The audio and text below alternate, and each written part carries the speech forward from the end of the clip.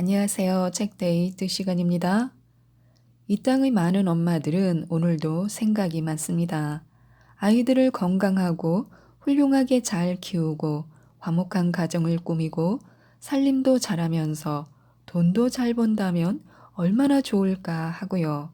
그래서 오늘 준비한 책은 마이너스 상태에서 부업만으로 돈을 모으고 부자 루틴으로 수입을 창출하여 노후 준비까지 하고 독서로 자기 개발을 열심히 하고 부동산 투자로 자산가가 된 엄마에 이르기까지 부자 엄마가 된 이들의 이야기를 모았습니다. 50대에 도전해서 부자 되는 법, 아들 셋 엄마의 돈 되는 독서, 부자 엄마 투자 수업, 하루 10분 엄마의 돈 공부, 부어방 엄마의 방구석 돈 공부, 엄마의 재테크 미쳐도 좋아. 이분들이 전하는 부자 엄마가 된 노하우를 통해 현명하고 지혜롭고 경제적으로도 똑똑한 부자 엄마가 되길 바라면서 한 권씩 살펴보겠습니다. 50대에 도전해서 부자 되는 법이라는 책입니다. 서미숙 지음 유노북스에서 나온 책입니다. 이 책은 1년 6개월 만에 찜질방 매점 이모에서 25억 자산을 지닌 부자가 된 저자의 재테크 노하우를 담은 책입니다. 어제 학원문을 닫고 오늘부터 찜질방으로 출근하다. 얼마 전까지 내 직업은 찜질방 매점 이모, 하원 돌보미 이모였다. 매점 이모를 하기 전의 직업은 아동미술학원 원장이었다. 25년의 경력을 가진 나였지만 50세가 되던 해인 2017년부터는 3년간 매점으로 출근을 했다. 처음에는 아이들이 하나 둘씩 교습소를 나가는 이유를 알지 못했다. 그러다 점점 나이 든 선생님을 아이들이 재미없어 하고 부모들도 불편해하는 것을 느끼며 동시에 내가 설 자리가 없어졌음을 깨달았다. 근처에 시설이 좋고 젊은 선생님들이 있는 학원으로 아이들이 옮겨가니 더는 운영이 어려워져 25년간 하던 미술 학원을 닫게 됐다. 28년간 남편과 나는 맞벌이로 열심히 일했다.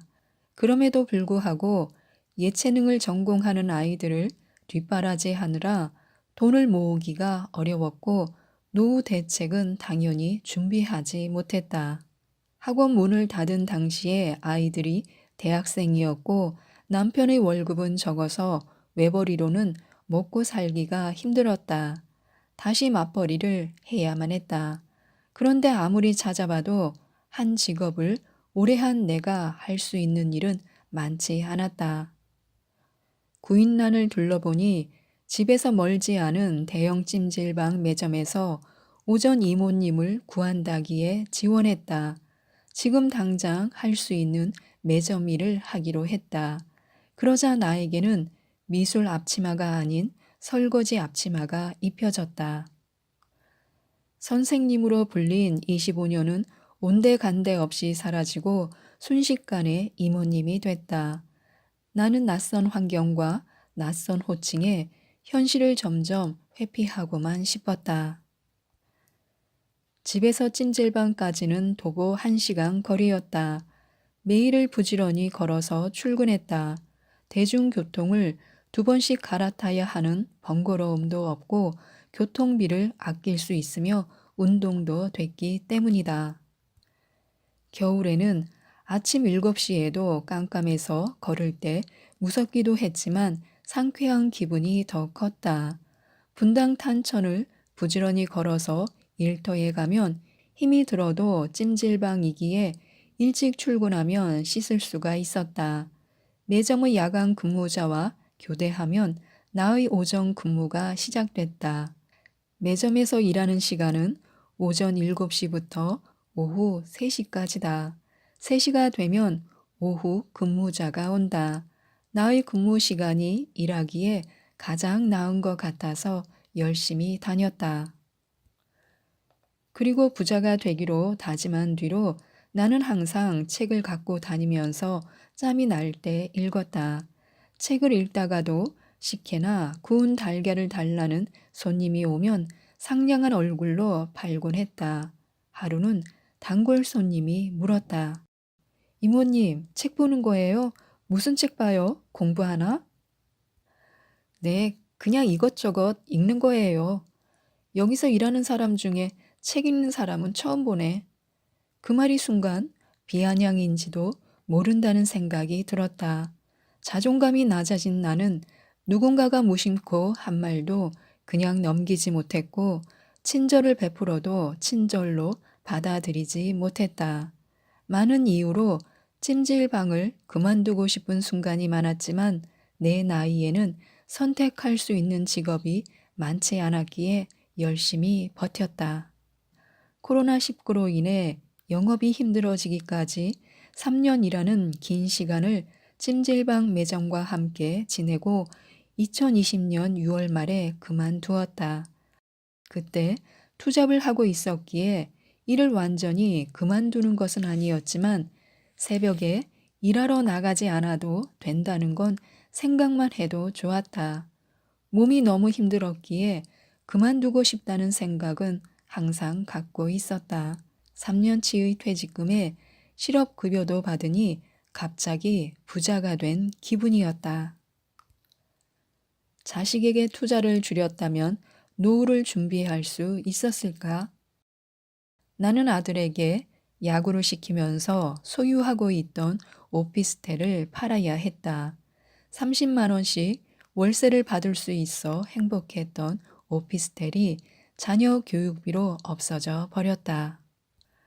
그런데 자녀들의 교육에 집중해서 내 인생은 얼마나 달라졌을까? 쉴 틈 없이 일하며 돈을 버는 족족 자녀 교육에 쏟아부은 나는 늘 몸도 마음도 지쳐 있었다.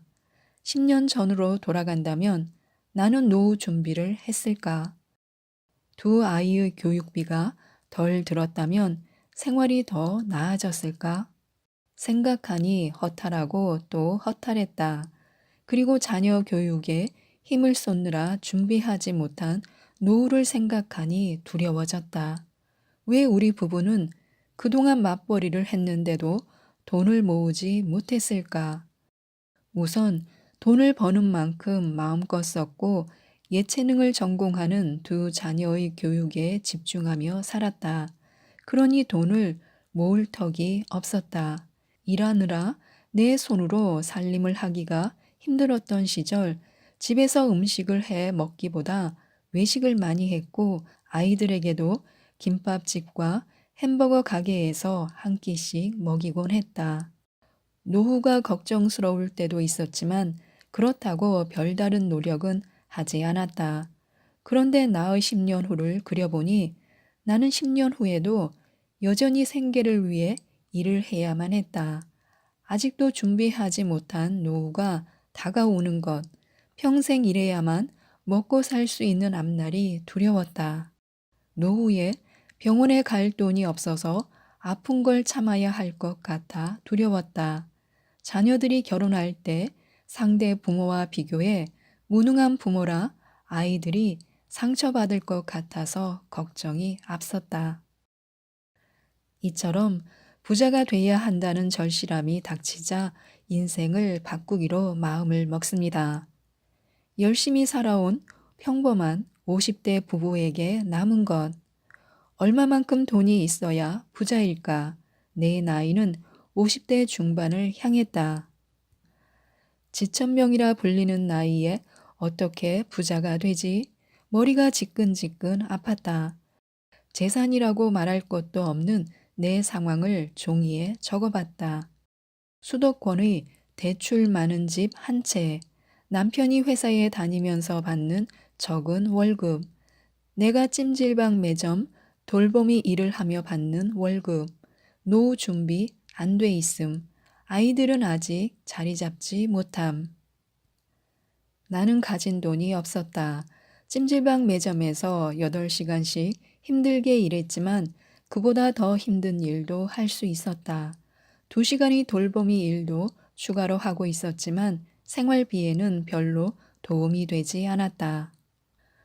부자가 돼야 했기에 돌보미 일보다 근무 시간이 더 긴 시간의 일을 찾았고 집 앞에 있는 맛집 식당의 주방에서 5시간 동안 주방 보조로 일했다. 온몸이 아플 정도로 힘들었지만 돈을 모아야 했다. 가족 모두가 2가지 일은 힘들다고 나를 말렸다.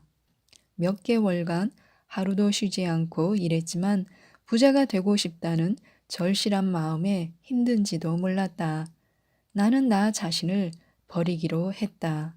그런데 부자가 되려면 무엇부터 어떻게 해야 하는지는 누구도 알려주지 않았다. 나는 마음이 급한 대로 인터넷에 무작정 부자, 돈, 성공 등의 단어를 검색했다. 그리고 관련이 있어 보이는 글은 모조리 찾아 닥치는 대로 읽었다.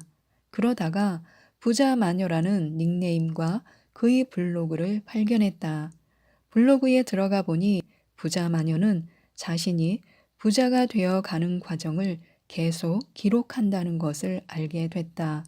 그 기록들을 하나씩 찬찬히 읽어보는데 울컥하기도 했다. 그녀는 남편과 중국 요리집을 운영했고 아들만 셋을 두었다. 블로그에 매일 올라오는 글을 읽다 보니 배울 점이 많다고 느껴서 나는 그녀를 마음속 멘토로 삼아 따라하기 시작했다. 부자 마녀와 나의 공통점은 부자가 돼야 한다는 절실함이 있다는 것이었다. 이제부터 인생살이는 속도가 아니라 방향이다. 나에게는 2가지 장점이 있다. 바로 이를 저지르는 유전자와 알 수 없는 자신감을 가졌다는 것이다. 이 2가지를 무기 삼아 나는 도전을 시작했고 현재까지 끊임없이 도전하는 중이다. 이런 내가 맨 먼저 도전한 것은 무작정 새벽에 일어나 책을 읽는 것이었다. 새벽 4시에 기상해서 자기계발서와 재테크, 단어가 들어있는 경제 경영서를 찾아 읽었다.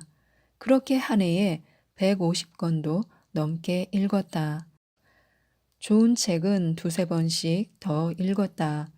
책은 읽을 때마다 느낌이 다르다. 책을 읽다 보니 책을 써보고 싶었다. 그래서 3권의 전자책을 만들었다. 전자책을 쓸 수 있었던 것은 블로그에 꾸준히 일주일에 7만 원으로 밥상 차리기를 주제로 글을 올렸기 때문이다. 점점 나에게 관심을 주는 블로그 이웃의 수가 늘어나면서 우리 집 밥상을 궁금해하는 사람이 많아졌다. 식비를 절약하기가 어려운 사람들에게 블로그를 통해 내가 식비를 절약한 경험과 노하우를 공유하다 보니 전문적으로 알려드리고자 하는 마음이 들어서 아예 뚝딱 절약 식비라는 콘텐츠를 만들었다. 그리고 가계부 키트도 만들었다. 원하는 사람들을 모집해 뚝딱 절약 식비 메신저 방을 만들어서 내가 만든 가계부로 함께 식비 절약을 실천했다. 메신저에서 가성비가 좋은 레시피로 식비를 절약하는 방법뿐 아니라 줄인 식비로 할 수 있는 재테크인 미국 배당주 투자 방법도 함께 알려드린다. 나는 현재 뚝딱 절약 식비 방의 장으로서 매달 신청자를 모집해 줌에서 일주일 7만 원 살기 하루 특강을 진행하고 있다. 그리고 식비를 줄여 꾸준하게 미국 배당주에 투자해 1년에 4번 나오는 수익으로 노후 자금을 준비했다. 배당주는 훗날 목돈이 되어 또 다른 투자도 가능했다. 또한 부동산 공부를 위해 강의를 들었고 한 달에 2번 이상 임장을 다니며 부동산 보는 눈을 키웠다. 부동산 공부 모임을 만들어서 꾸준하게 공부하며 멘토가 알려주고 시키는 대로 의심 없이 실행했다. 그 결과 나는 모아놓은 종잣돈이 없었지만 사는 집을 이용해 1년 안에 2번이나 이사하며 자산을 불렸다. 이렇게 나만의 시스템을 구축해서 집 밖에 나가 돈을 벌지 않아도 매달 돈이 들어오게 됐다. 1년 6개월 전 나의 재산은 수도권의 대출 많은 집 한 채가 전부였다. 지금은 대출이 줄어들고 적금이 생겼다. 수도권에 아파트 세 채를 갖게 되어 자산이 25억 원이 됐다. 주 수입원으로 월세 50만 원과 미국 주식 배당이 있다. 부수입으로는 앱테크, 전자책, 콘텐츠, 강의, 스마트 스토어 등으로 벌어들이는 수익금이 있다. 그래서 7개의 파이프라인으로 월 200만 원 이상이 월급처럼 내 통장에 매달 들어온다. 맞벌이를 하지 않아도 맞벌이의 효과를 보고 있다. 내 인생에 승부를 걸자 가족의 인생까지 변화했다. 50대는 디지털 도구에 약해서 무엇이든 시작하려면 어렵고 느리다. 그래서 나는 젊은 사람들과 나 자신을 비교하지 않았다. 대신 내가 할 수 있는 것부터 시작했다. 새벽 4시에 기상을 해서 독서하는 생활을 습관으로 만들었다. 느리고 서툴지만 도전하는 일마다 꾸준하게 완전히 내 것으로 만들었다. 무엇을 하든 부자가 돼야 한다는 간절함에 힘들지도 않았다. 그런데 새벽에 일어났을 뿐이고 독서를 했을 뿐인데 삶이 180도로 바뀌었다. 책 속에 지혜와 해답이 있다는 것은 진리였다. 변화된 나의 모습은 남편의 마음도 움직였다. 새벽에 기상해 함께 책을 읽고 동공부를 한다. 아이들도 부모의 생활 습관에 스며들어서 나, 남편, 아들, 딸, 사위까지 5식구가 혁명을 시작했다. 새벽에 일어나 가족 단톡방에 인사를 하고 각자의 루틴을 실천한다. 이로 인해 아들에게는 야구 선수를 그만둔 이후 없던 꿈이 생겼다. 딸은 사위를 따라 새벽 기상을 한다. 텔레비전을 껐다. 서점을 자주 가게 됐다. 가족의 대화 주제가 바뀌었다. 이제는 서로의 꿈에 관해 이야기한다. 가족이 함께 공부하고 투자하며 같은 곳을 바라본다. 나의 변화가 가족 모두에게 변화를 불러왔다. 나의 블로그에는 노후가 두려운 50대와 60대 분들이 댓글을 많이 단다. 부자가 되려면 어떻게 시작하면 되는지 서여사처럼 하고 싶은데 방법을 모르겠다며 알려달라고 한다. 강의를 하게 된 후 다양한 연령대를 만나고 보니 40대도 노후를 불안해한다는 것을 알았다. 점점 나를 멘토라 부르며 따라하는 사람들이 생겼다. 책을 읽고 강연을 들으러 다니면서 멘토가 성공한 방식을 무조건 꾸준히 따라했던 내가 이제는 사람들에게 나의 노하우를 알려준다. 몸테크와 돈 공부를 지속하며 투자하면 누구라도 가능하다고 말이다. 살 걸, 팔 걸, 버틸 걸, 이렇게 후회하지 않으려면 어떻게 하면 좋을까요? 초보자라면 첫째는 독서부터 해야 합니다. 나는 부동산 초보 투자자에서 탈출하고 싶었다. 그래서 부동산 공부를 하기 전에 돈 공부를 먼저 시작했다. 경제 공부를 하기에 좋다는 EBS 다큐프라임 자본주의를 보며 적잖이 충격을 받았다. 돈의 역사와 흐름을 알았고 자본주의에 사는 우리는 왜 쉬지 않고 일하는데도 삶이 힘든지 알게 됐다. 자본주의가 주는 메시지는 강력했다. 부동산 공부도 관련 책을 먼저 읽는 것이 순서였다. 책들을 읽고 나자 부동산에 관심이 더 생겼다. 지금은 부동산 뉴스도 꼼꼼하게 챙겨보고 경제신문도 구독해서 읽고 있다. 부동산 책, 부동산 뉴스, 경제신문만 매일 봐도 경제 상황이 눈에 익는다. 블로그와 유튜브에 콘텐츠로 올라오는 부동산 정보도 매우 유용하다. 무료 강의도 활용하기 좋다. 매일 듣다 보면 생소했던 용어가 귀에 들어온다. 부동산 공부가 처음이라면 무엇부터 시작해야 할까? 부자의 마인드부터 장착해야 한다. 나라 탓, 부자 탓을 하기보다는 황금 같은 시간에 부동산 관련 책을 읽어보자. 성공한 사람도 처음에는 무엇이든 어렵게 시작했다. 공부한 사람과 안 한 사람의 차이는 훗날 알 수 있다.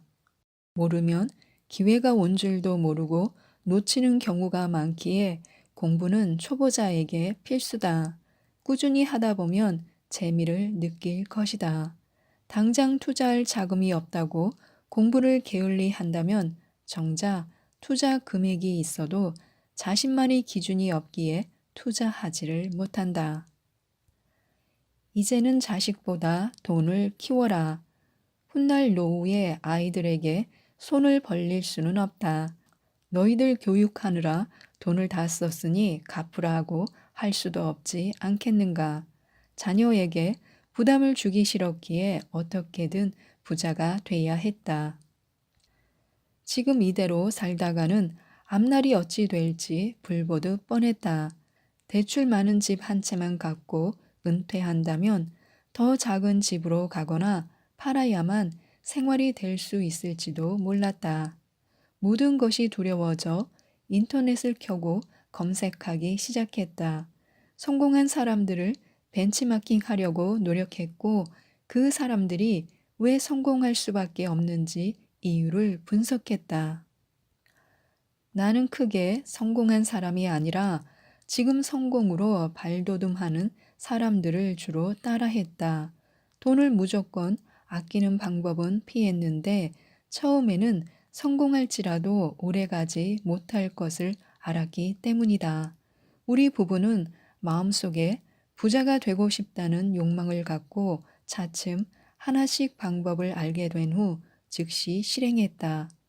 독서와 공부를 하며 배운 걸 즉시 실행하니 속도가 붙었다.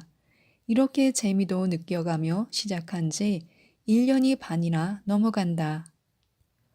5년 안에 부자 되기라는 큰 목표를 정해놓고 달려가던 중 자기 개발 강의를 듣고 목표 기간을 3년으로 바꿨다.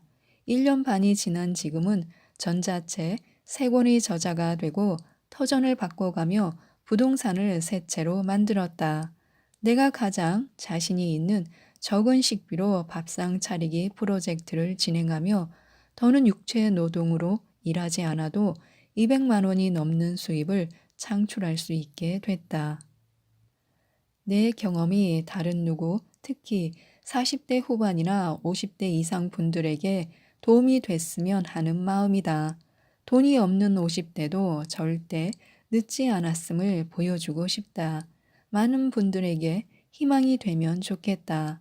나도 대출 많은 집 한 채와 적은 월급으로 시작했다. 심지어 코로나19로 실업자가 됐다. 그런데도 공부하고 실행하니 가능했다. 50대 나이는 무엇을 시작하기에 늦었을까? 60대인 분들은 무언가를 시작하기에 앞서 10년만 젊었으면 할 것이다. 그 10년 젊은 나이가 바로 50대다. 70대의 10년 전은 60대다. 그렇기에 나는 60대여도 실행했을 것이다. 늦었다고 생각할 때가 가장 빠를 때라는 말도 있지 않은가. 우리 모두 가능하다. 아들 셋 엄마의 돈 되는 독서라는 책입니다. 김유라 지음 차이정원에서 나온 책입니다. 이 책은 돈도 없고 시간도 없지만 부자가 되고 싶은 엄마들에게 꿈을 이룰 수 있도록 저자가 직접 경험하고 이룬 사실을 바탕으로 현실적인 방법을 알려주는 책입니다. 책이라는 변화의 씨앗을 만난 순간 울면서 책을 읽었습니다. 그리고 결심했습니다. 내 인생은 바닥을 향해 가고 있었습니다. 아니, 이미 바닥이었습니다. 삶의 희망이라고는 눈꽃만큼도 없었습니다. 온몸에 힘이 하나도 없었습니다. 너무 힘들었기에 지금 이 시기만 지나면 좋아질 거라는 위로도 소용이 없었습니다.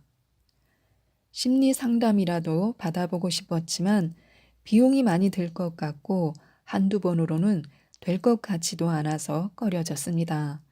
헤어나올 수 없는 무기력의 수렁에 빠져 아무것도 못할 때, 아니, 안 하고 있을 때 친한 언니에게 연락이 왔습니다.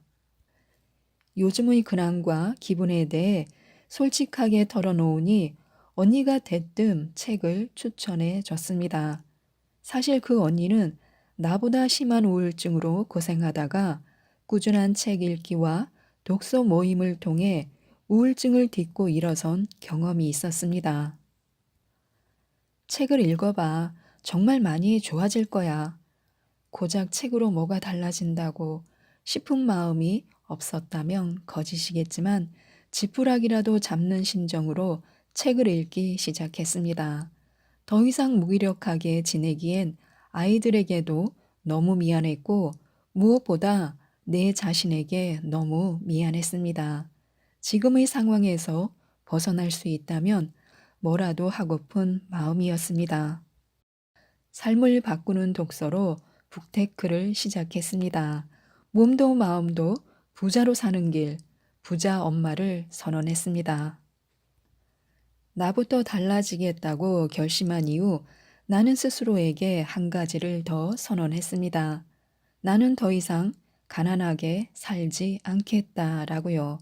단순히 돈을 많이 벌어 물질적으로 부자가 되겠다는 그런 의미만은 아니었습니다. 물론 경제적으로 자립해 당당하게 생활하고픈 의지의 표명이기도 했습니다. 하지만 그에 더해 정신적으로도 풍족하게, 심적으로도 넉넉하게 살겠다는 그런 다짐이었습니다. 돈이 없는데 마음이 너그럽기 쉽지는 않고 마음이 궁핍한데 돈이 있다고 행복할 리 없었습니다. 나는 몸도 마음도 부자로 살고 싶었습니다. 정신의 빈곤을 채우고 물질의 가난을 극복하고 싶었습니다. 그때부터 본격적으로 책을 파고들기 시작했습니다. 책을 통해 물질적으로나 정신적으로나 여유로운 사람, 부자가 되기로 했습니다. 그냥 부자가 아니라 부자 엄마가 되기로 했습니다. 왜 책이었냐 하면 책밖에 없었기 때문입니다. 생각해보니 살면서 중요한 순간마다 나도 모르게 늘 책을 펼쳤습니다. 아이를 임신했을 때, 재테크에 실패했을 때, 무기력의 수렁에 빠졌을 때, 자이든 타이든 책을 읽었습니다. 기대고 의지할 것이 오직 책뿐이었기 때문입니다. 24의 나이에 일찍 결혼한 탓에 대부분 미혼이었던 친구들은 독박 육아의 어려움에 대해 전혀 공감하지 못했습니다. 주변 어른들은 다 그렇게 사는 거야. 너만 힘든 거 아니야. 라며 오히려 나를 다그치기 일쑤였습니다. 이럴 때 책은 내 울음을 묵묵히 들어줬고 내 분노와 짜증에도 화내지 않았으며 한결같이 내게 필요한 위로와 조언을 들려주었습니다. 그러니 책일 수밖에 없었습니다. 무엇보다 책은 나를 생각할 시간, 나를 돌아볼 계기를 마련해주는 수단이었습니다. 책을 읽을수록 내가 어떤 사람인지 고민하게 되었습니다. 또 다른 사람과 대화를 나누면 그의 사정을 헤아리고 그의 이야기에 피드백을 줘야 했지만 책과 나누는 대화는 철저히 이기적일 수 있었습니다. 내 입장만 생각하고 내 상황만 고려하면서 책이 들려주는 이야기들을 나에게 대입해 이해하고 받아들이면 되는 것이었습니다. 정서적으로 풍족해지기 위한 수단으로 책처럼 좋은 것이 없다는 생각이 들었습니다. 돈을 벌기 위한 공부를 하는 데 있어서도 역시 책만한 것이 없었습니다. 물론 알짜 정보만 쏙쏙 뽑아놓은 강의를 듣거나 재테크로 성공한 사람을 만나 직접 배우는 것이 훨씬 빠른 길이었을지 모릅니다. 하지만 돈도 시간도 없는 전원맘에게는 불가능한 일이었습니다. 오프라인 강의는 정해진 시간에 맞춰 참석하기가 어려웠고, 온라인 강의는 마음먹고 컴퓨터를 켰다가도 갑자기 들려오는 쨍그랑 소리나 아이의 울음소리에 후다닥 달려가야 하는 일이 빈번했습니다. 하지만 책은 시간이 나면 컴퓨터 부팅 같은 준비 시간 없이도 바로 펼쳐 들어 읽을 수 있었고, 또 일이 생기면 그대로 덮었다가 다시 펼치면 그만이었습니다. 돈 되는 독서, 인생을 바꾸는 독서, 북테크는 그렇게 시작되었습니다. 나는 책으로 내 삶을 바꿔보기로 했습니다. 지금까지는 순간순간 필요에 따라 책을 집어들었다면, 이제는 인생의 큰 그림을 그리고 이를 이루기 위한 뚜렷한 목표를 세운 후 그 방법으로 독서를 택한 것입니다. 책은 대체 언제 읽으셨어요? 아들 셋 키우랴, 살림하랴, 책 읽을 짬이 진짜 나나요? 많은 분들이 늘 묻는 질문입니다. 당연합니다. 설거지며 빨래며 청소며 집안일만 하기에도 하루 24시간이 부족한 판에 잠깐 한눈 팔기 무섭게 사고치는 장난꾸러기 아들이 하나도 둘도 아니고 무려 셋입니다. 설사 여유 시간이 생기더라도 이미 방전된 체력으로는 누워서 쉬는 일 외에는 아무것도 할 수가 없습니다. 아마 대부분의 엄마들이 비슷한 상황일 것입니다. 그래서 독서를 하기로 마음먹었다면 최소한 다음의 두 가지는 확보해야 합니다. 1. 시간, 2. 체력. 그런데 사실 이 두 가지는 아이를 키우는 엄마가 가장 가지기 힘든 것들이기도 합니다. 그럼 어떻게 해야 할까요? 방법은 하나뿐입니다. 여유 시간이 생기기를 기다리는 대신에 그냥 틈틈이 무조건 책을 읽는 것입니다. 아이가 나를 찾지 않는 순간이 잠시라도 나면 이때다 싶어 바로 책을 펼쳐 들었습니다. 12시를 두 번 사는 엄마는 성공한다고 생각합니다. 난 12시엔 대부분 깨어서 활동하지만 밤 12시는 사람마다 다릅니다. 누군가는 곤히 잠들었을 이 시간을 치열하게 보내면 성공할 수 있다고 믿는 것입니다. 북테크를 시작한 이후 나의 주요 독서 시간은 밤 12시였습니다.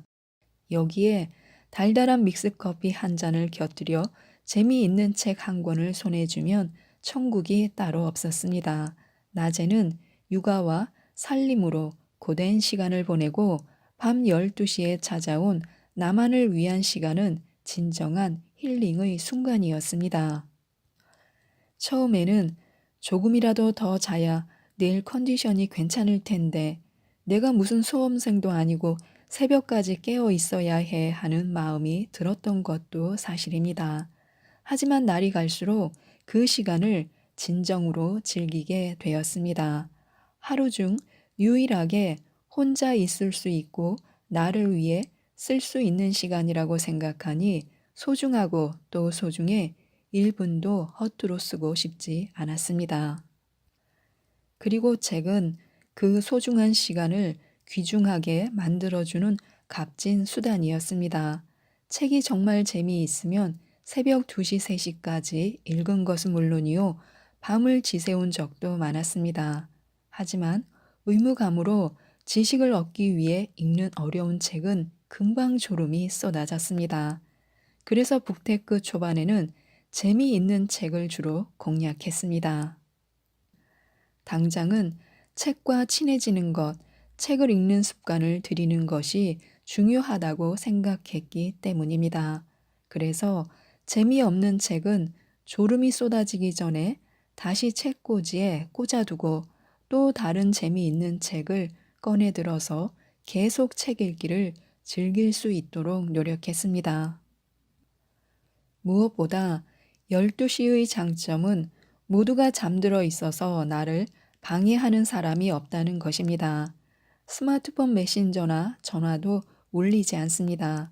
나중에 부동산 투자 정보를 얻을 때도 늘 밤 12시를 활용했습니다. 인터넷을 통해 지도를 보고 매물을 살폈습니다. 경매에 관심을 가졌을 때도 이 시간에 주로 검색했습니다. 누구도 방해하지 않으니 오로지 정보 검색에 집중할 수 있었습니다.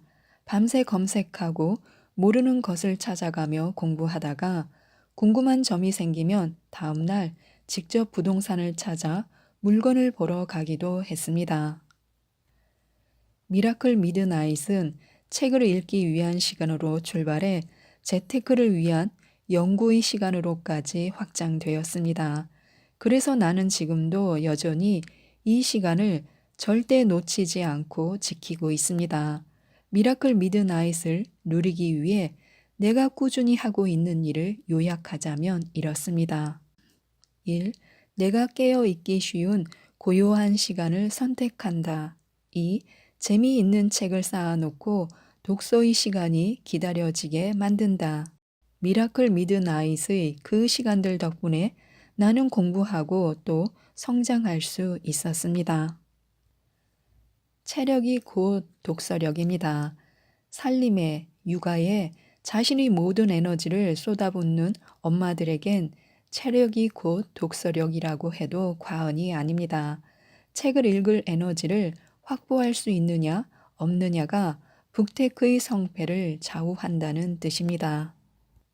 애초에 쓸데없는 일에 내 소중한 체력을 낭비하지 않으려고 애썼습니다. 내가 체력을 비축하기 위해 하지 않았던 3가지가 있습니다. 첫째는 쇼핑을 자주 하지 않았습니다. 사실 마트를 가는 건 돈도 아깝지만 시간이 가장 아까웠습니다. 간단한 물건 2가지 사러 가는데도 왔다 갔다 하는데 몇 시간이 훌쩍 소요됐습니다. 둘째는 이웃을 자주 만나지 않았습니다. 사람들을 만나 브런치 먹고 커피 마시며 수다를 떨면 시간 가는 줄 모르고 재미있긴 합니다.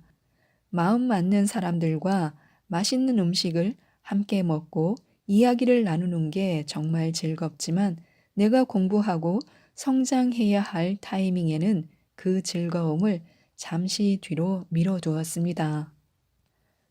사실 돈을 지독하게 아낄 때는 돈이 없어서 못 나가기도 했는데 어쨌든 덕분에 체력을 많이 아껴서 그만큼 독서와 공부에 집중할 수 있었습니다.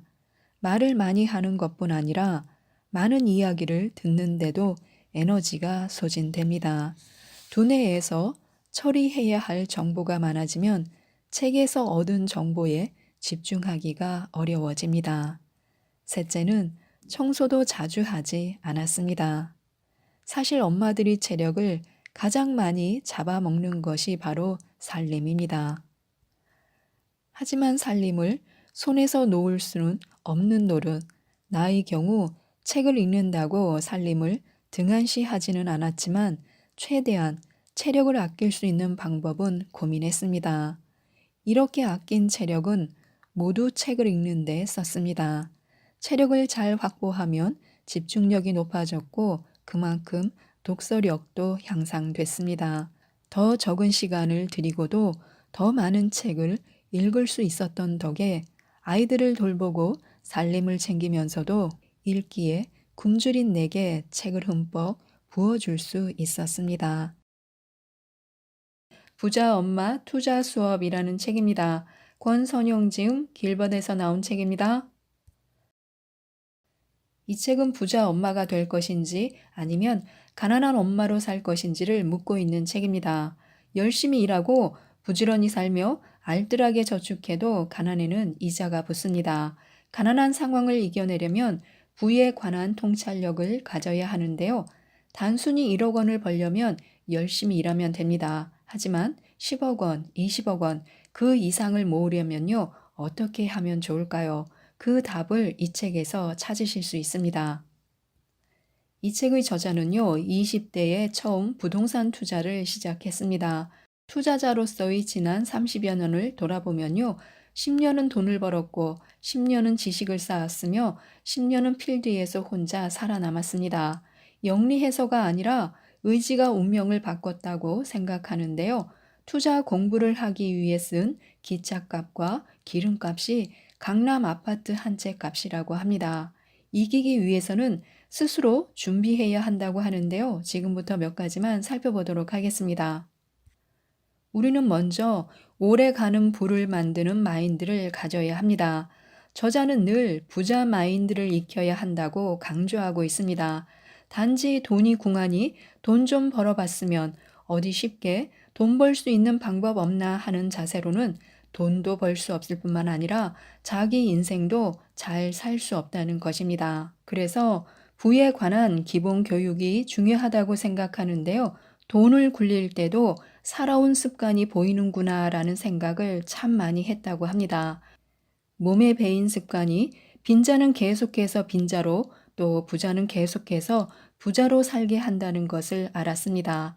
빈자와 부자는요, 자기가 가진 돈을 어디에 쓰느냐에 따라서 갈립니다. 사업가는 사업 자금에, 창업가는 새 프랜차이즈에, 주식 투자자는 주식에, 부동산 투자자는 부동산에, 월급을 받는 사람은 은행에 다시 돈을 집어넣습니다.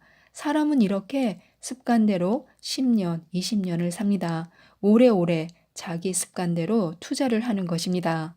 돈이 없는 건 이해할 수 있지만 보이 마인드가 없으면 어리석어지기 쉽고 달라지기 어렵습니다.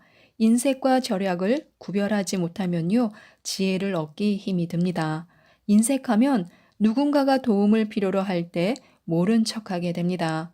투자의 티귿자도 모르고 돈 자체에 무지한 사람들은요, 자신의 돈임에도 돈을 굴리는 것 자체를 무서워합니다. 많은 사람이 자유롭게 살고 싶은 딱 그 욕구만큼만 일을 하고 돈을 법니다. 물론 사람마다 원하는 크기의 돈은 다르지만요. 누군가는 1억 원을 원하지만 누군가는 100억 원, 누군가는 또 1조 원을 원합니다. 돈을 모르면 돈을 몰라서 바라는 게 없는 사람이 될 수도 있습니다. 자신이 얼마나 없는지 모르는 걸 무지라고 할 수 있습니다. 사실 무지하면 무지에서 끝나는 게 아니라요. 점점 더 가난해집니다. 자신만 가난해지는 게 아니라 가족 전체, 나아가 자기 아이들의 생각마저 가난하게 만듭니다. 부자들은 이 순간에도 돈을 주고 타인의 경험을 사고 따라하며 자신의 부를 확장합니다. 그들은 자신의 꿈을 위해 살지 남의 꿈을 위해 살지 않습니다. 평생 돈 공부를 하며 투자의 감을 잃지 않아야 자신의 아이들에게는 부는 물론이고 부의 습관과 부의 마인드를 물려줄 수 있습니다. 자신의 습관을 깨야 희망이 보이는데요. 그동안 놀던 물에서 벗어나지 못하면요, 평생 벗어나기 힘이 듭니다. 기억할 것은 그들은 자기가 놀던 물에서 자신의 투자처를 정한다는 사실입니다. 내가 익숙한 곳이 아닌 세상 사람 모두가 원하는 곳을 투자처로 생각해야 투자 가치가 생깁니다. 그동안 자기 동네에서 벗어나지 못하고 시야가 닫힌 투자자들을 많이 봐왔는데요. 그들은 자기 동네의 뷰 좋은 아파트를 선호하지 강남의 오래된 빌라를 왜 사야 하는지 이해하지 못합니다. 노는 물에서만 사고하고 행동하는 것입니다. 사람은 상대의 생각과 대화 수준에 큰 영향을 받습니다. 자신의 습관을 깨야 합니다. 그동안 놀던 물에서 벗어나야 합니다. 그런데 사실 습관이란 것은요, 깨는 게 굉장히 힘이 듭니다. 엄청나게 아파보거나 쫄딱 망해보아야 겨우 깰 수 있습니다.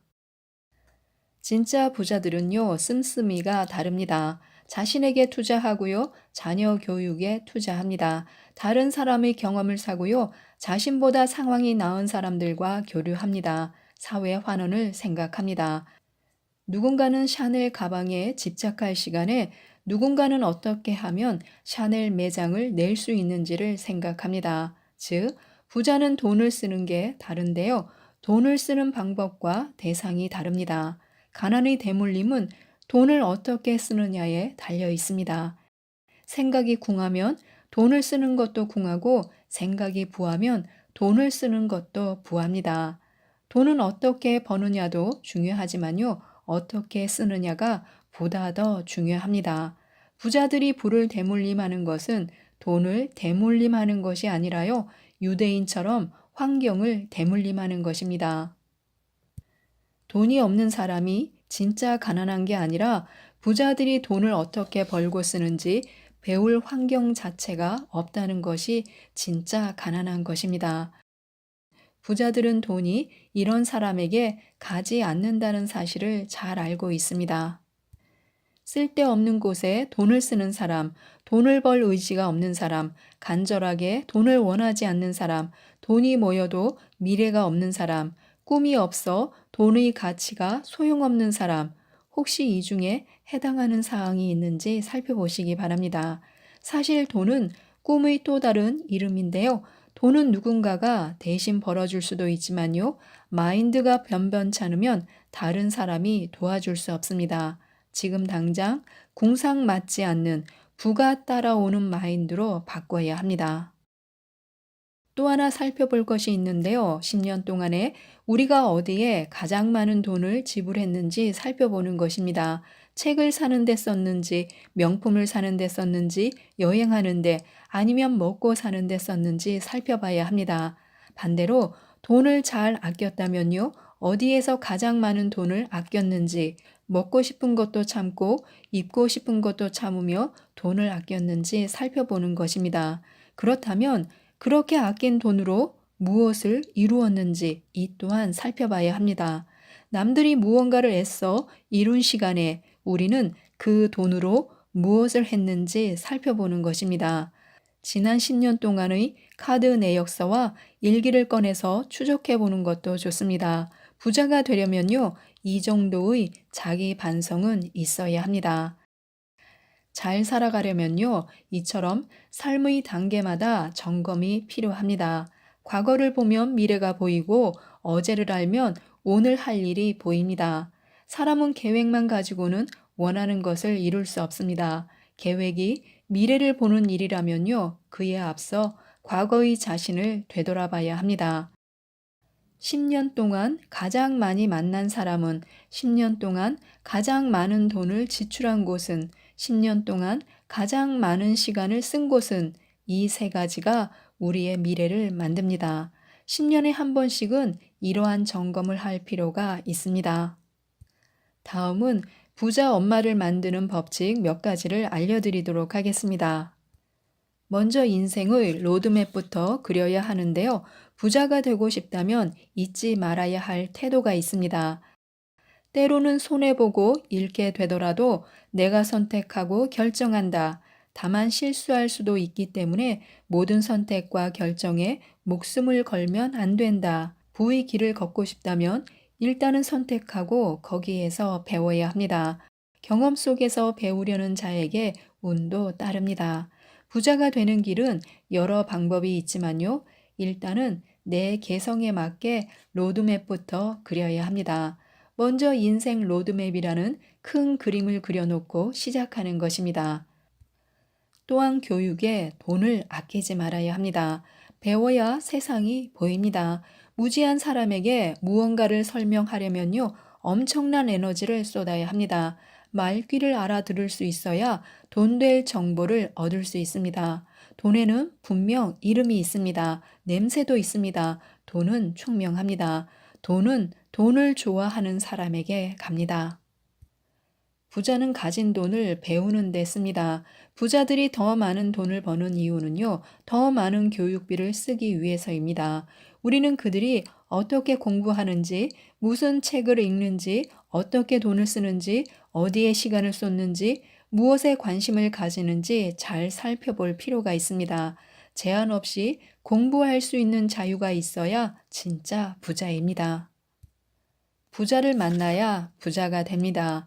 진짜 부자는요, 돈의 흐름을, 돈을 어떻게 굴려야 하는지를, 세상이 무엇으로 돌아가는지를 잘 알고 있습니다.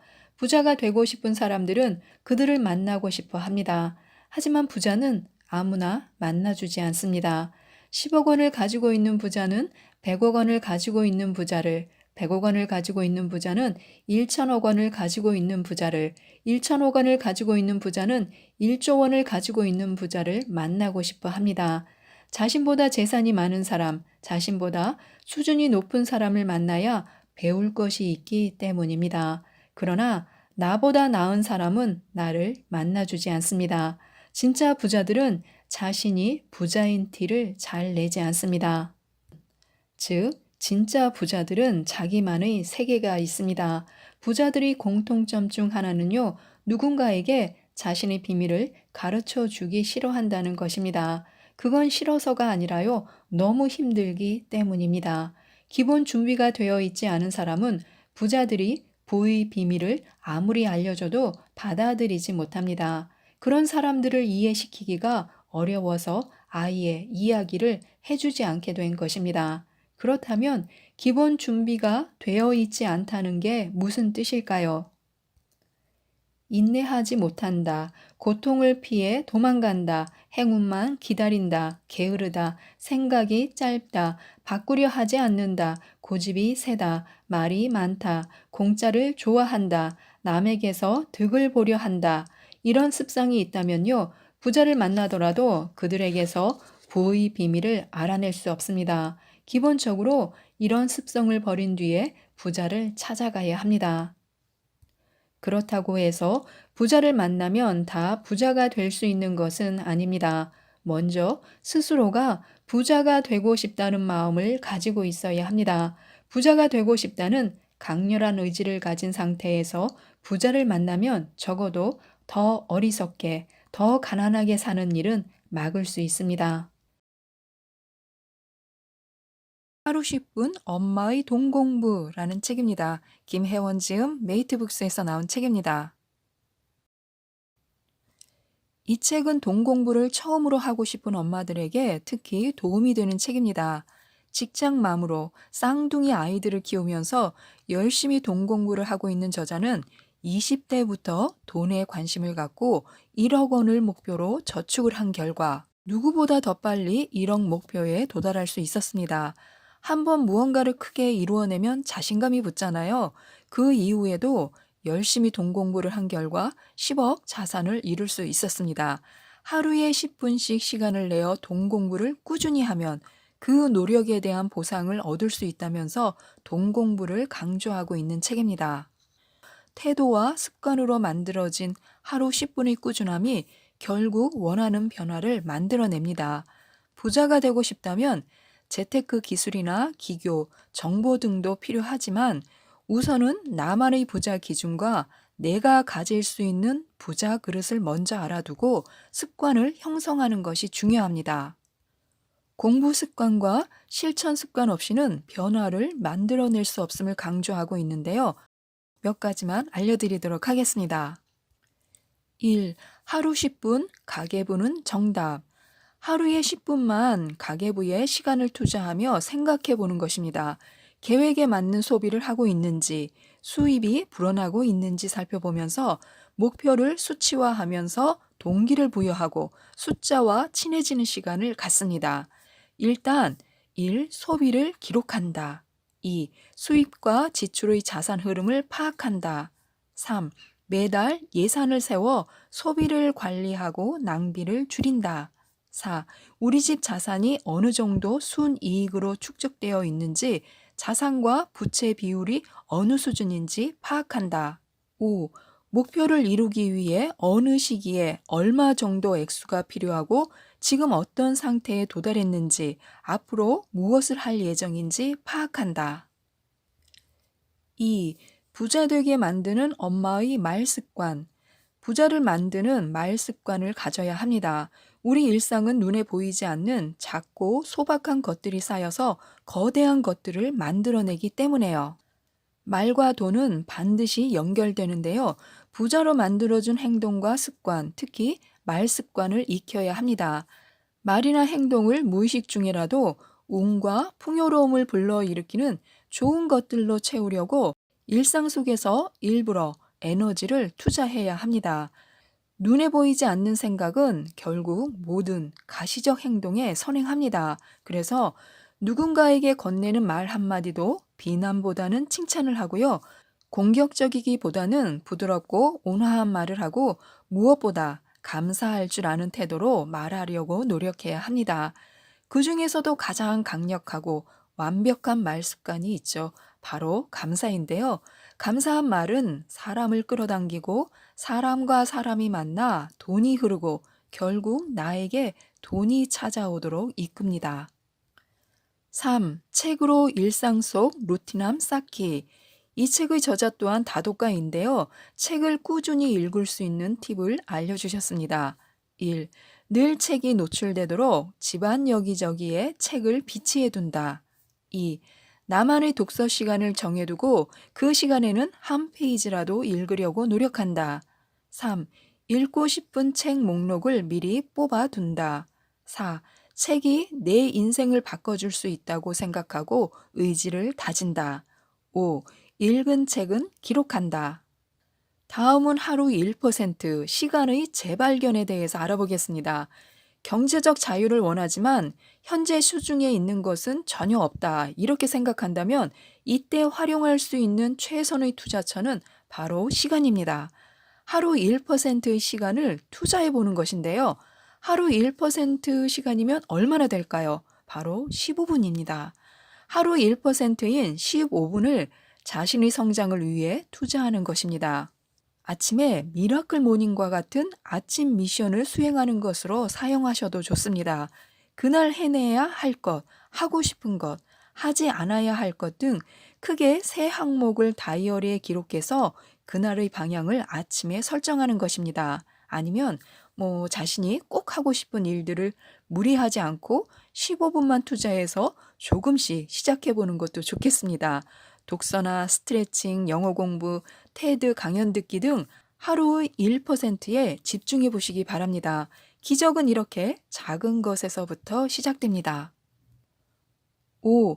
지루함을 견뎌야 이긴다.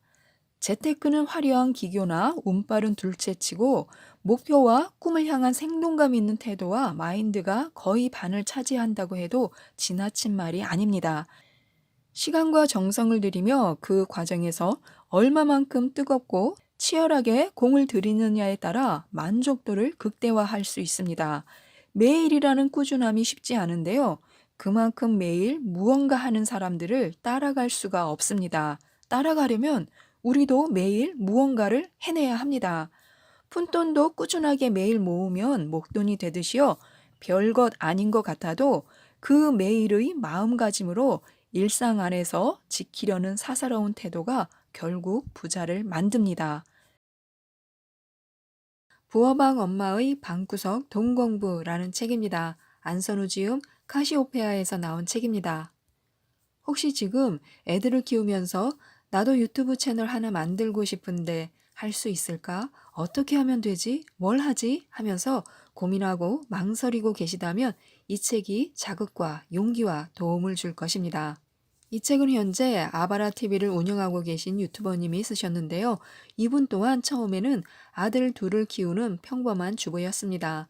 다양한 부업과 짠테크를 통해 5년 만에 1억의 빚도 갚는 노하우뿐만이 아니라 정말 주부라면 누구나 할 수 있고 도전할 수 있는 실생활에 도움이 되는 알뜰살뜰한 정보를 많이 알려주셨는데요. 몇 가지만 살펴보도록 하겠습니다. 사실 엄마들은요, 시간이 없습니다. 그래서 돈보다 더 아껴야 하는 게 바로 우리의 시간입니다. 전업주부들에게 가장 필요한 게 시간인데요. 저자 또한 결혼과 육아에 익숙해지니 마음의 평화가 찾아왔고 그때서야 진정 무언가를 해볼 용기가 생기기 시작했습니다. 그래서 일주일에 3번에서 4번 정도는 꼭 약속을 만들던 그 약속을 줄이기 시작했습니다.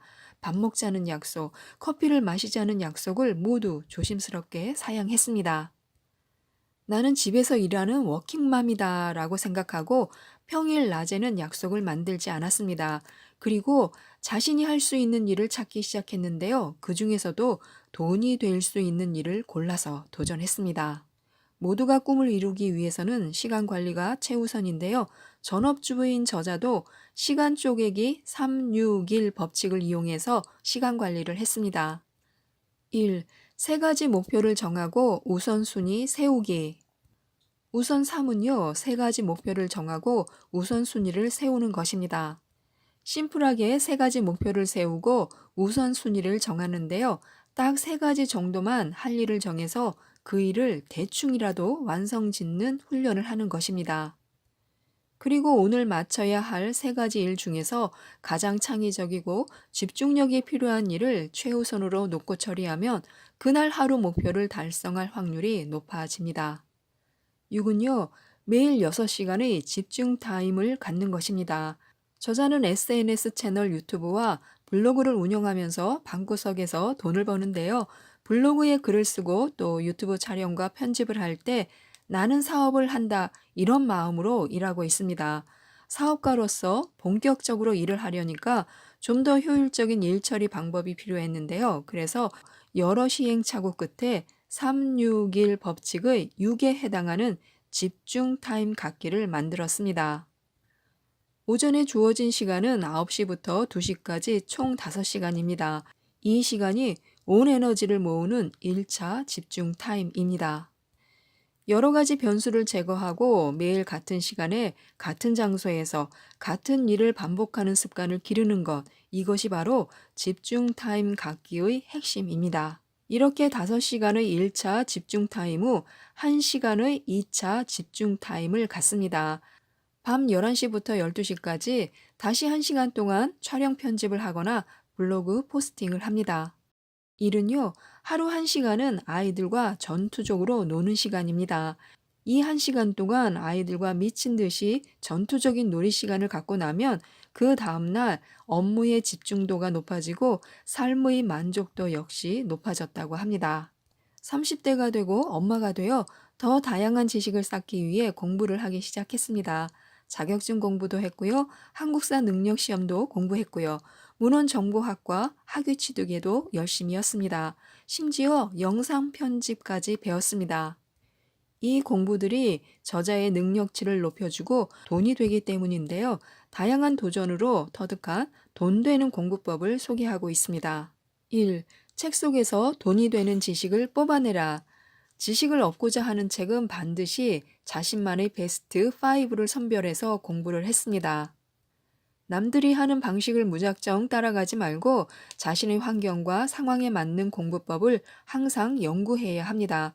5권의 책을 선별해서 여러 번 반복해서 읽은 뒤에 핵심 포인트를 정리하고 가공하여 자신만의 무기로 재탄생시켰습니다.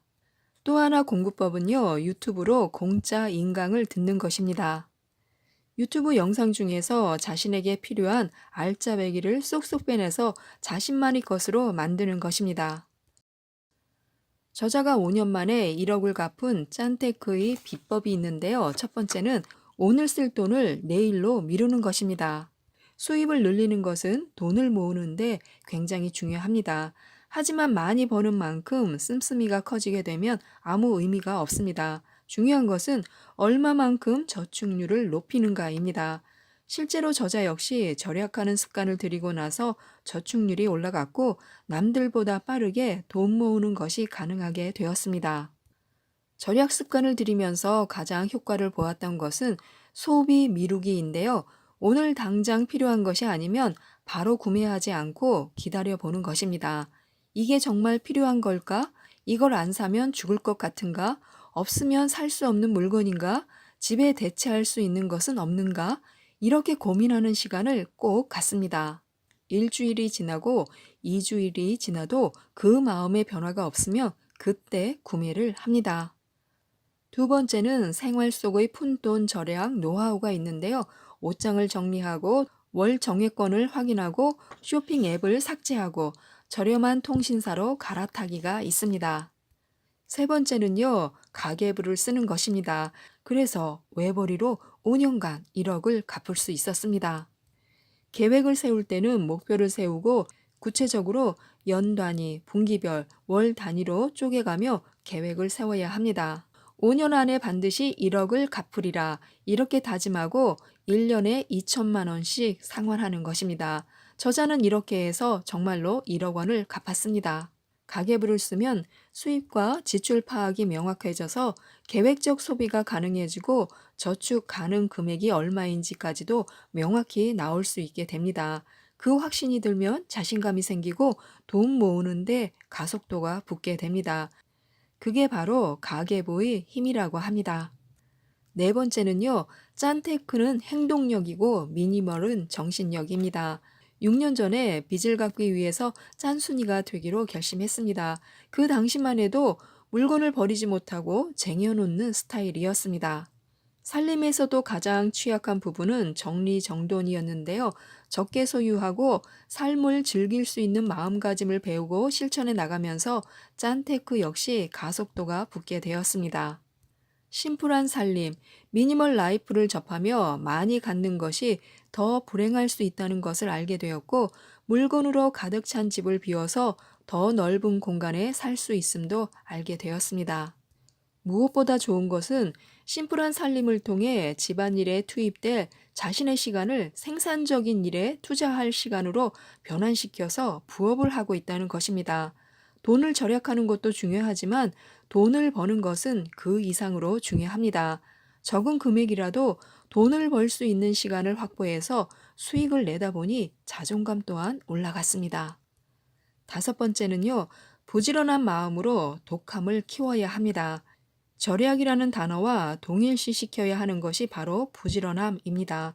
절약을 하기 위해서 몸이 부지런해야 합니다. 게으르고 요리하기를 귀찮아한다면 절대 식비를 줄일 수 없습니다. 만약 자신이 게으르다면 솔직해져야 합니다. 게으른 게 아니라 어쩌면 믿을 구석이 있는 것일지도 모릅니다. 게으르고 귀찮다는 핑계를 대며 시도조차 하지 않는 자기 자신에게 분노해야 합니다. 그래야 자기 발전이 있을 것입니다.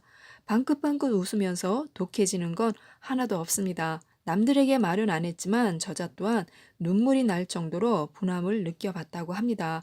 그래서 독해질 수 있었고요. 지금 너무 힘들고 마음이 아프다면 독해지고 있다는 것입니다. 졸린 눈을 부여잡고 일어날 수 있는 독함을 키워야 합니다.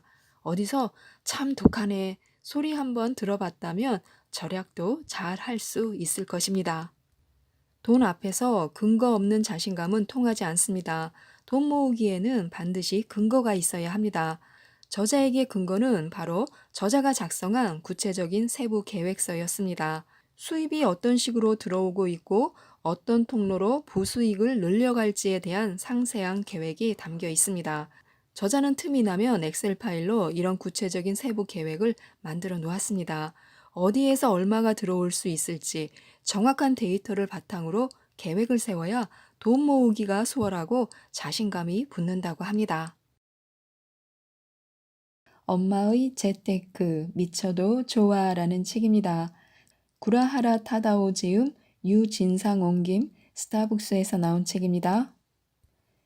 이 책은 단시간에 부자가 되는 기적을 워프 이론을 통해서 알려주는 책인데요. 지금부터 몇 가지만 살펴보도록 하겠습니다. 워프 이론은요, 이 책의 저자가 창안한 기적의 성공 이론으로 타임머신을 타는 성공법이라고도 말합니다. 워프 이론으로 성공하려면요, 정신적 번득임, 육감, 이미지, 영감을 느끼는 그런 감각만 있으면 됩니다. 특히 잠재의식을 확 바꾸는 것이 성공의 중요한 열쇠가 되는데요. 워프 이론을 잘 활용하면요, 상식으로는 믿어지지 않는 성공으로 도약하게 됩니다. 저자가 워프 이론을 발견한 것은요, 미국에서 성공한 사람들이라는 인터뷰가 계기가 되었습니다. 그때 저자는 성공한 사람이라고 소문난 미국인 67명을 인터뷰했습니다.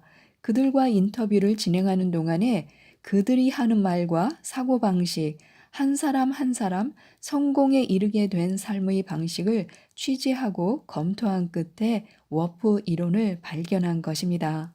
워프 이론에 의한 성공은요, 우리가 자각할 수 있는 의식과 자각할 수 없는 의식의 작용에 따라 좌우되는데요. 이런 사례가 있었습니다.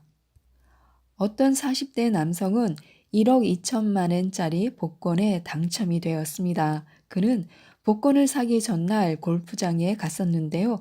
8번 홀에서 홀인원을 했습니다. 그가 사용한 클럽은 8번 아이언이었고요. 그날의 스코어는 88이었습니다. 8번이다. 나에게는 8번밖에 없다. 8이라는 숫자가 이렇게 머릿속에 번뜩인 순간 그는 이튿날 복권 판매소에 가서 가능한 한 8의 숫자가 많이 들어있는 복권을 샀습니다. 복권을 산 매수도 88매였는데요. 결국 그는 26,400엔의 투자를 했고 그것이 1억 2천만 엔이 되어서 돌아왔습니다. 이처럼 워프를 활용하면 상식으로는 믿어지지 않는 성공이 실현됩니다. 시간을 대폭 단축하는 성공이 가능해지는 것인데요. 그것이 사업의 성공이라면 워프는 사업 성공으로 가는 타임머신이 됩니다.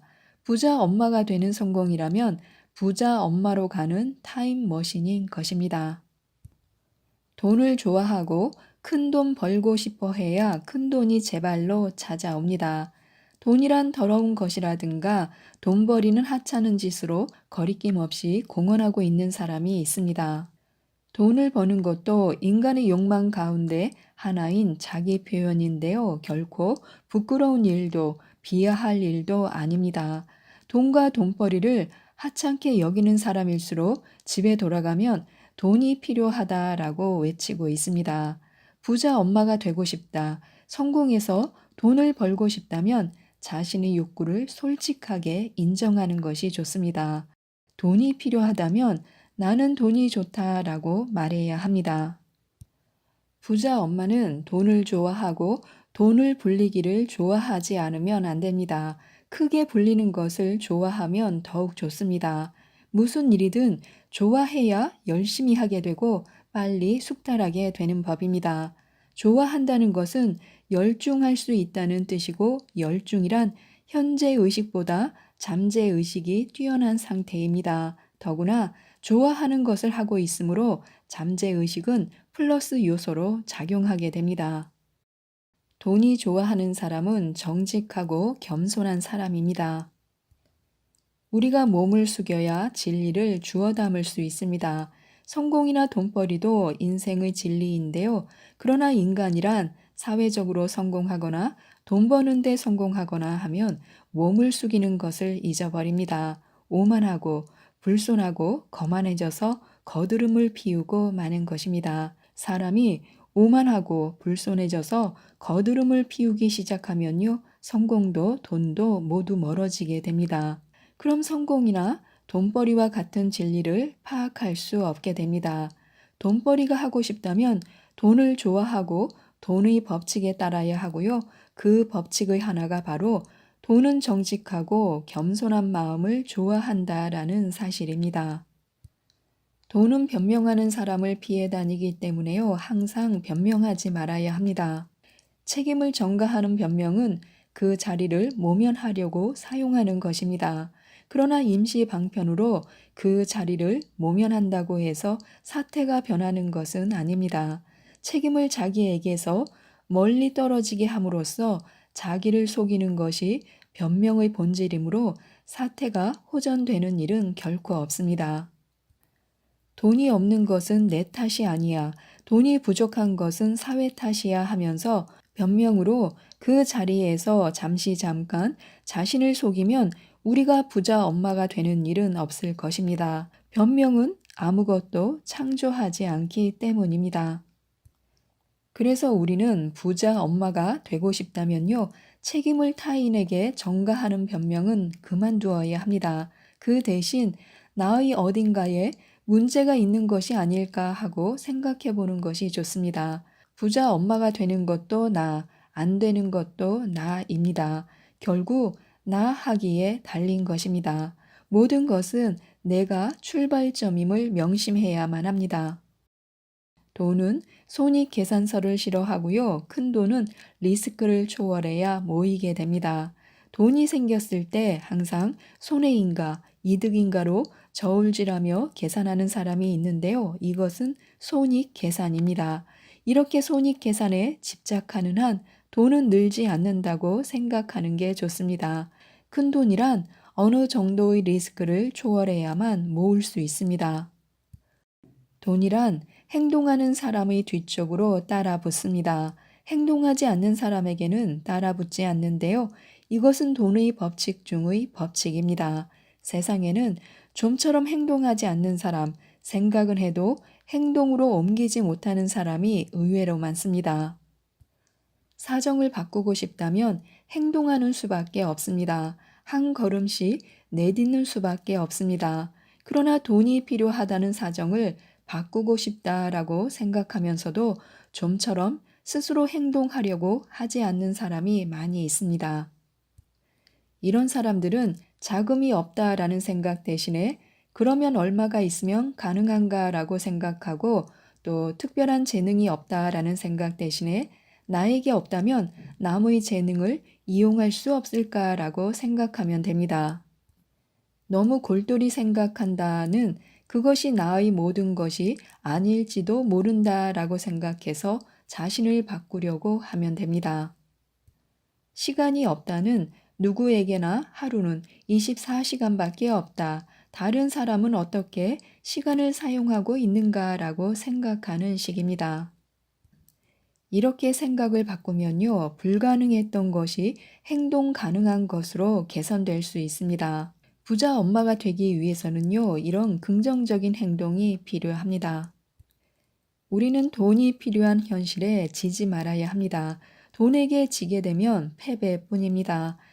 필요하다라는 강력한 의지와 소망을 갖는 것이야말로 모든 꿈이나 목표를 실현하는 커다란 힘의 원천입니다. 필요하다라는 것은 마음이 부자 엄마의 문을 노크하는 길잡이입니다. 돈이 필요하다든가 부자가 되고 싶다라는 마음이 있으면 그렇게 생각하고 있는 자신에게 솔직해지면 됩니다. 그리고 그와 같은 자신을 말로 표현하는 것입니다. 나는 돈벌이를 하고 싶다. 나는 부자 엄마가 되고 싶다 라고 생각하는 습관을 붙여야 합니다. 이것은 자기 자신이야말로 자기 인생의 주역임을 강하게 자각하는 것의 출발입니다. 잠자는 능력을 일으켜 세워야 하고요. 10배 높은 목표를 설정해야 합니다. 하려는 의욕만 있으면요. 이 정도면 되겠지 하고 생각하는 목표의 10배가 가능합니다. 목표를 10배로 높여 잡으라는 뜻입니다. 목표란 꿈의 설계도와도 같습니다. 우선 생각하고 있는 금액의 10배 정도의 스케일은 되어야 비로소 커다란 꿈이 됩니다. 인생이란 무한한 토지와 같은 것이므로 꿈은 클수록 좋습니다. 사람은 마음에 의존하고 마음은 돈 지갑에 의존합니다. 지갑이 두둑하면 마음이 풍성해집니다. 마음이 풍성해지면 사람도 풍성해지고요. 우리 인생도 풍성해지고 주위 사람들도 풍성해집니다. 성공은 더욱더 큰 성공을 부르고 이에 따라 부의 규모도 커질 것입니다. 일찍 일어나면 이득이 많습니다. 규칙적인 생활의 리듬은요, 재산입니다. 돈을 좋아하는 사람이 되려면 우선 일찍 일어나고 일찍 자는 것도 중요한 생활 습관입니다. 성공한 사람은 대개 일찍 일어납니다. 최고로 기분이 좋은 감각이야말로 성공했을 때의 기분과 가장 어울리는 말입니다. 성공한 기쁨을 나타내는 말로서 기분이 좋다라는 말 이상의 표현은 없을 것입니다. 일찍 일어나려면 일찍 자야 합니다. 일찍 잠자리에 들고 일찍 일어나는 것은 규칙적인 생활 리듬을 낳고 이 규칙적인 생활 리듬은 곧바로 성공으로 이어지게 됩니다. 부자 엄마가 되고 싶은데 좀처럼 잘 안 된다. 성공하고 싶은데 성공의 발자국 소리조차 들리지 않는다. 만일 이와 같은 감정이 느껴진다면요. 생활의 리듬을 재점검하는 것이 좋습니다. 생활은 정확한 리듬으로 영위되고 있는지, 지루한 생활이 계속되거나 생활의 사이클이 불규칙하게 되거나 하지는 않았는지를 점검해야 합니다. 이런 생활의 리듬, 생활 사이클로는 부자 엄마가 되기 힘듭니다. 어두운 방에 불을 밝히기 위해 긍정적인 의식 시야를 활용하는 것도 좋습니다. 긍정적인 의식 시야란 마이너스적인 발상의 요인이 되는 것을 버리고 자신의 장점에 따라서 행동한다는 것입니다. 이 장점을 전면으로 끄집어내 자기 자신을 그대로 드러내는 것입니다.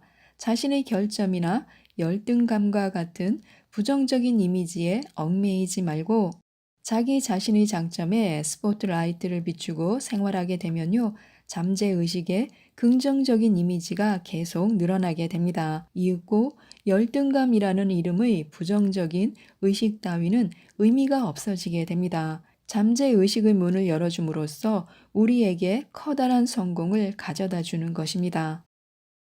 웃는 곳에는 돈이 기다리고 있다고 합니다. 그래서 언제나 웃어야 하는데요. 이 책을 읽어보시고 많은 도움을 받으셔서 모든 분들이 부자 엄마가 되셨으면 좋겠습니다. 이상 책데이트였습니다. 감사합니다.